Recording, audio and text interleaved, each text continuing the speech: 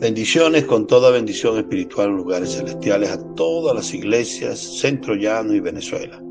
Buenos amados hermanos, avanzamos entonces con esta lección número 8 titulada El Plan de Dios parte 3. Bueno, ya hemos compartido la parte 1 que habla del ser tripartito y la parte 2 que habla de la elección y predestinación. Así que, amados hermanos, este material es distribuido por la editora Árbol de la Vida. Así que bueno, el tema de esta ocasión es la redención y el encabezamiento del Hijo. Y el primer punto es continuación de las bendiciones espirituales. Como vimos en la lección anterior, Efesios 1 nos muestra que hemos sido bendecidos por Dios con toda bendición espiritual. Los dos primeros aspectos de esta bendición mencionados en Efesios 1 son la elección y la predestinación de Dios Padre. Los versículos del 3 al 6 nos muestran el plan eterno de Dios Padre, que es tener muchos hijos. Para eso creó al ser humano con un espíritu humano, a fin de ser regenerado y nacer de la vida divina. En esta lección veremos otros dos aspectos, que es la redención y el encabezamiento del Hijo. Desde la lección 10 al 13 de este tomo observaremos que el plan divino sufrió un revés cuando el hombre pecó y cayó, volviéndose de esa manera incapaz de relacionarse con Dios por causa del pecado. No obstante, como Dios no puede ser frustrado en sus designios y ama al hombre con amor eterno, Él proveyó una redención por medio de su Hijo. A esto se refieren los versículos del 7 al 12 de Efesios 1. Por eso es que en primer lugar, continuando, ¿verdad?, tenemos la redención. En Efesios 1:7 relata el primer aspecto de esta lección, en quien tenemos la redención por su sangre, el perdón de pecados, según las riquezas de su gracia. Bueno, amados hermanos, aquí en este punto, en este aspecto, ¿verdad?, quiero que consideremos 4 palabras del griego que hablan sobre redención. La primera es agorazo, que Jesús nos encontró en una situación de esclavitud. Nos compró y sacó para un propósito. Eso lo muestra 1 Corintios 6:20, cuando dice que fuimos comprados por Él, es decir, somos de Él y Él es nuestro dueño. Segundo punto es exagorazo. Jesús nos quitó de ella, hablando de la ley en Gálatas 3:13, quitados de la esclavitud para más nunca ser vendidos a ella. Una vez que el Señor produce esta redención y nos saca de la esclavitud de la ley, entonces nosotros ya de ninguna manera podemos ser otra vez esclavos de ellos, aunque nosotros persistamos en ello, pero ya fuimos comprados, sacados, quitados de esa esclavitud. Así que tenemos también otra palabra que es lutró.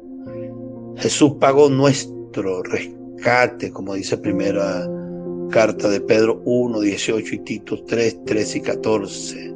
La idea de esta palabra es tener identidad. Es decir, usted goza de plena libertad porque el Señor lo compró. Entonces usted es de Cristo y eso ahí tanto Pedro como Pablo muestran que usted debe tener claridad de ese asunto, entender este asunto. Y la otra palabra es apolostrosis, ¿verdad?, que significa que Jesús nos restauró como hijo de Dios, nos compró para liberarnos. Esa palabra aparece en Efesios 1:7, que es la que estamos considerando. La idea, según el contexto, es que entendamos que Dios nos compró con alto precio. Aun cuando éramos de Él por creación, Él nos volvió a rescatar, nos compró, nos trajo de nuevo, siendo de Él. Esto es lo que significa esta compra, esta redención, amados hermanos. Elegidos y predestinados. Nuestra condición era terrible, era una condición de un vaso deplorable, no como el Señor nos había hecho inicialmente en Adán. Pero nuestra esperanza era volver a las manos de nuestro Hacedor y Redentor. Bueno, que el Señor nos ayude, ¿verdad?, con estas ideas importantes, a entender este punto de la redención. La expresión en quien se refiere al término el amado del versículo anterior. Aquí Cristo es descrito como el amado del Padre. el Hijo amado en quien el Padre tiene complacencia. Mateo 3:13, 17:5.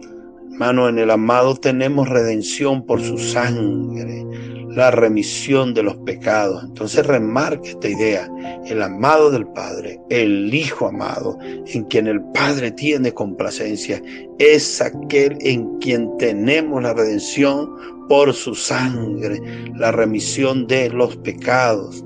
La palabra pecado aquí es la misma que delitos en Efesios 2:1, puesto que allí Dios presenta el plan divino desde el punto de vista celestial, ¿verdad? Pablo usa la palabra delito y no pecado. Sin embargo, para cumplir los justos requisitos de Dios y por causa de los delitos, necesitamos de la redención. Y esta ocurre por medio de la sangre preciosa de Cristo. Puesto que Dios es justo, Él jamás podría tolerar injusticias, delitos y pecados.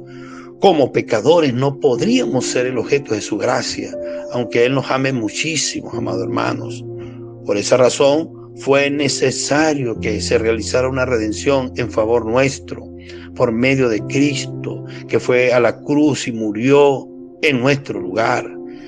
En 1 Pedro 1, 18 y 19 leemos: sabiendo que fuiste rescatados de vuestra manera de vivir, la cual recibiste de vuestros padres, no con cosas corruptibles como oro o plata, sino con la sangre preciosa de Cristo, como de un cordero sin mancha y sin contaminación.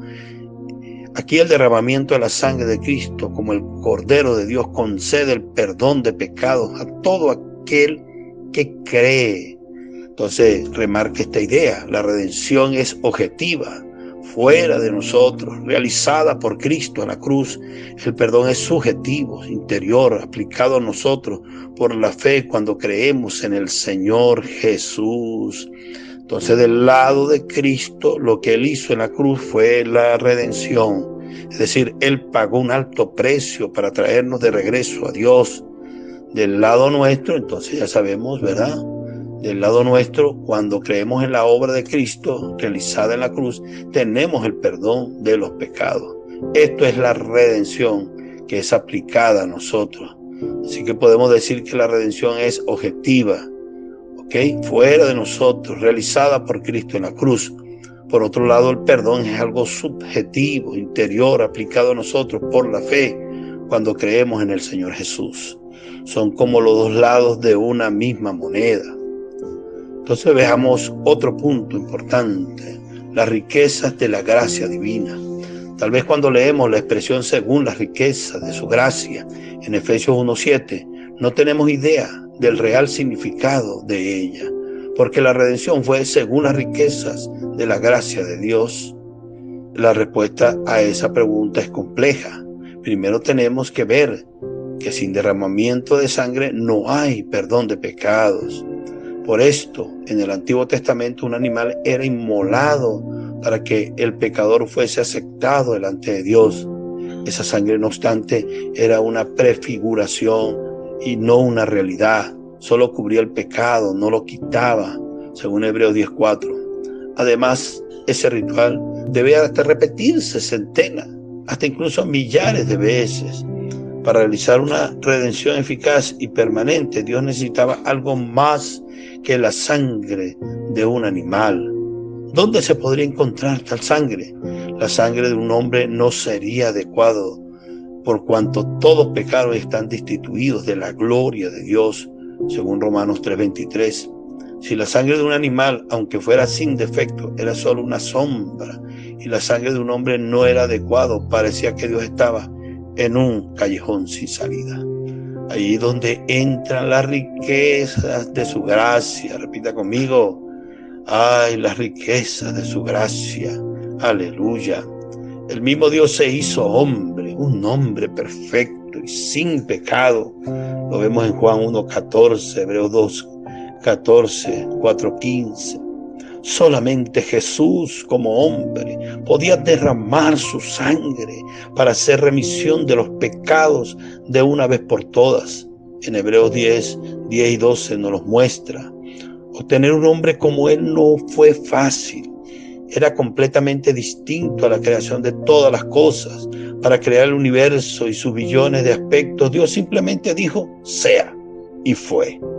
Pero para que hubiese un hombre perfecto y sin pecado, que pudiese derramar su sangre para la redención de toda la humanidad y para el perdón de todos los pecados, el proceso fue mucho más complejo.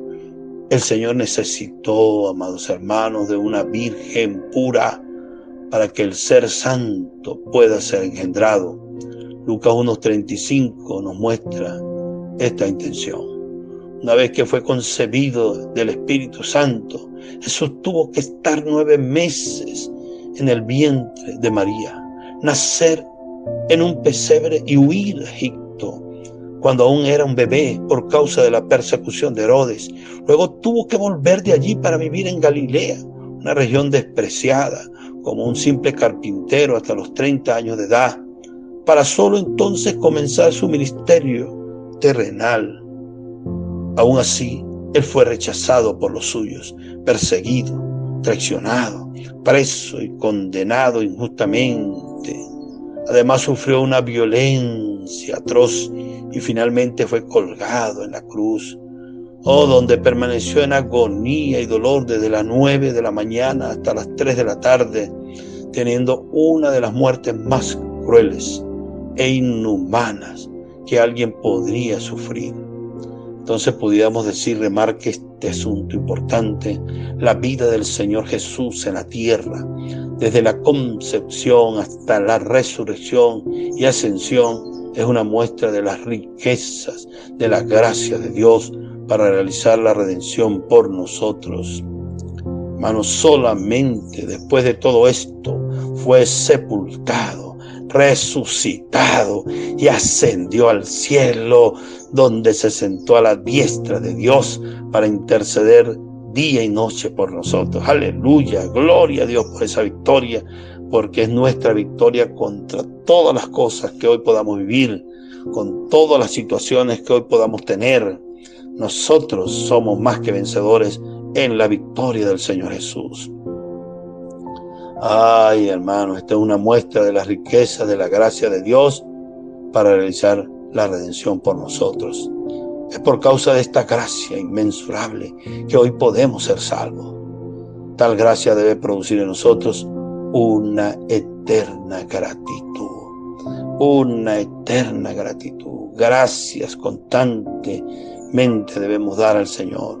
Al entender esto, por eso es que Pedro y Pablo decían que debe haber entendimiento claro sobre lo que es la redención, porque de otra manera no nos sujetaremos al encabezamiento de Cristo. Efesios 1:8 dice que esa gracia es extremadamente rica, que hizo sobreabundar para con nosotros en toda sabiduría e inteligencia. ¡Qué bendición! No solo podemos disfrutar de una gracia llena de riquezas, sino que también fue derramada abundantemente sobre nosotros. La riqueza y la abundancia son los objetivos de esta gracia maravillosa. Diga conmigo, la riqueza y la abundancia son los objetivos de esta gracia maravillosa, que nosotros los pecadores indignos podemos disfrutar mediante la fe en Cristo Jesús. Aleluya. Dios derramó de su rica gracia abundantemente sobre nosotros en toda sabiduría e inteligencia. La sabiduría está relacionada con su plan eterno de tener muchos hijos, con su vida y naturaleza. Y la inteligencia se refiere a la manera como Él realiza su plan perfecto. Aleluya. Bueno, entonces, amados hermanos, sigamos avanzando y vemos el encabezamiento del Hijo. Veremos ahora el segundo aspecto de esta lección, que es sobre el encabezamiento del Hijo, descrito en Efesios 1:9 al 12.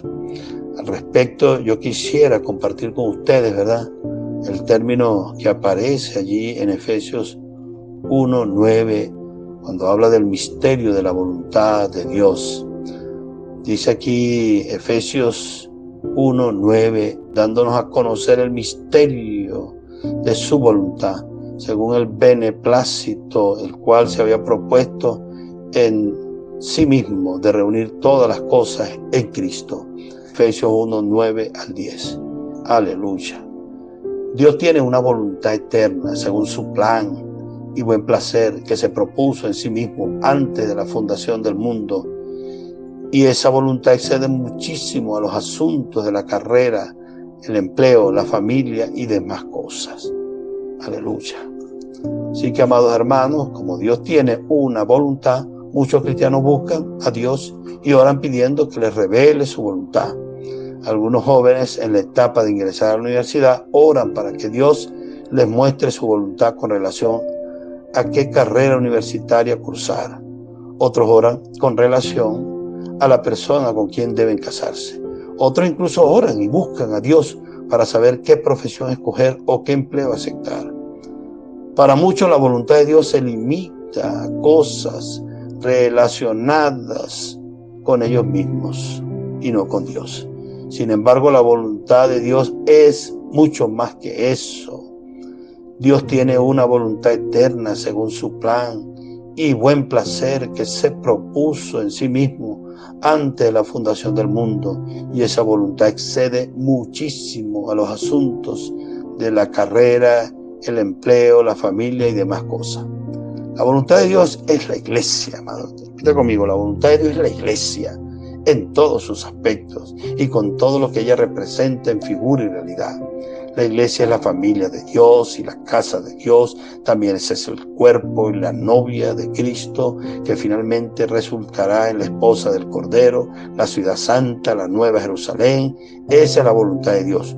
Un misterio que había estado oculto desde los siglos y edades, pero que ahora, amado hermano, que ahora es revelado a los hombres por medio de sus santos apóstoles y profetas. Entonces en Efesios 1:9 nos habla del beneplácito, el cual se había propuesto en sí mismo. El término beneplácito quiere decir buen placer. La voluntad eterna de Dios es algo que le da placer. En la eternidad Dios tenía un buen placer en sí mismo, que es hacer que todas las cosas sean encabezadas en Cristo, como vemos en el versículo siguiente, ¿verdad? Cuando vamos a hablar de Cristo, punto, Cristo la cabeza de todas las cosas. El buen placer de Dios es reunir todas las cosas en Cristo en la dispensación del cumplimiento de los tiempos, así las que están en los cielos como las que están en la tierra. De ese versículo 10, la palabra reunir, quiero compartir lo siguiente. ¿Okay? Este término reunir o recapitular, del griego anakelesase, una palabra difícil de pronunciar, es que su significado no puede ser contenido en una sola palabra, tanto como quedan cortas a la hora de expresar su significado. Veamos. Desde el punto de vista etimológico, es una palabra compuesta por la preposición ana y el término kephaleion. Esta última se deriva de la palabra griega kefalé, que significa cabeza. El prefijo ana, por su parte, describe la dirección que tiene la acción del verbo, de abajo hacia arriba. Por lo tanto, la idea central de la etimología del verbo es poner por cabeza o levantar como cabeza. Por eso las versiones más modernas lo traducen así: unir bajo el mando de Cristo todas las cosas, hacer que todo tenga a Cristo por cabeza, o para unir todas las cosas en el cielo y en la tierra bajo una sola cabeza, que es Cristo. Así que, amado, el verbo reunir también puede ser traducido como encabezar. Por tanto, el buen placer que Dios se había propuesto en sí mismo es que en la dispensación del cumplimiento de los tiempos, todas las cosas sean encabezadas en Cristo. Es decir, que Cristo sea la cabeza de todas las cosas, tanto las que están en los cielos como las que están en la tierra. El universo es un caos total, un montón de ruinas. Dios creó todas las cosas en perfecto orden, es decir, no las creó para que sean un caos, según Isaías 45:18. Pero la rebelión satánica trajo esta confusión en el universo. Cuando Dios creó al hombre, lo creó para tener señorío sobre todas las cosas, según Génesis 1:26, para encabezar todas las cosas y ejercer autoridad por él. Sin embargo, el hombre también se rebeló al desobedecer a Dios, pecar y caer. Y de esta manera lo que vemos hoy en día en el universo como en la sociedad es un desorden total, rebelión y caos. Entonces, remarque esta idea: la manera como las personas viven y actúan en esta sociedad posmoderna demuestra que están perdidas y sin dirección. Este es el resultado de no estar encabezadas en Cristo. Esa situación desastrosa entristece profundamente a Dios y evidentemente se llama el misterio de la iniquidad en acción. Pero aleluya, porque la referencia de la palabra es Cristo. Cristo como cabeza de todas las cosas, para que se ordene todas estas cosas y sea frenada ese misterio de la iniquidad. Entonces basta mirar alrededor para ver que todo el mundo está descabezado. Oh Señor Jesús. Por eso Él trabaja para llevar a la salvación a las personas, rescatarlas de ese montón de ruinas y traerlas a la iglesia, donde podrían experimentar el encabezamiento de Cristo en el cumplimiento del plan de los tiempos. Cuando Dios concluya su plan eterno, todas las cosas en el universo serán encabezadas en Cristo. Como dice un versículo: toda lengua confesará, toda rodilla se doblará delante del Señor. Mientras más Dios trabaja en nosotros, más sumisos a Cristo nos volvemos. En nuestras ideas, opiniones, decisiones, sentimientos y pensamientos estamos siendo encabezados en Cristo. Nuestras acciones, relaciones, comportamientos, estamos siendo encabezados por Él. Cuando nos sometemos a Él y permitimos que sea nuestra cabeza, estamos cooperando para el cumplimiento del plan eterno de Dios y apresurando el encabezamiento de todas las cosas en Cristo. Un día, en el cumplimiento de los tiempos, todo el universo dejará de ser un montón de ruinas descabezadas, rebeldes, insumisas, y será encabezada en Cristo. Sin embargo, hoy, como los escogidos y llamados de Dios, somos los primeros, los pioneros en participar de ese proceso. Eso es parte de la plena y maravillosa salvación de Dios para nosotros. Aleluya, por el hablar del Señor, por la manera de Dios mostrarnos. Hermanos, si entendemos, si concebimos, si nos identificamos con la redención y entendemos, ¿verdad?, que somos de Cristo, le pertenecemos a Dios y hemos sido desclavizados, es decir, hemos sido sacados de la esclavitud de la ley, del pecado y del enemigo. Entonces yo me someto al encabezamiento de Cristo. Entonces podríamos hacer unas preguntas: ¿cuáles son el segundo y tercer aspecto de las bendiciones celestiales de Dios para nosotros, reveladas en Efesios 1? ¿Qué es redimir y perdonar? ¿Cómo ocurre eso? ¿Qué son las riquezas de la gracia divina? ¿Cuál es el misterio de la voluntad de Dios? Hable sobre el buen placer de Dios de encabezar todas las cosas en Cristo. ¿Cómo podemos describir al mundo y a la sociedad de hoy? Señor Jesús, nos sometemos a ti, Señor. Danos esa oración y esa disposición de dejarnos encabezar por ti para que el reino venga a la tierra. Oh, gracias por esta palabra. Gracias, Señor Jesús.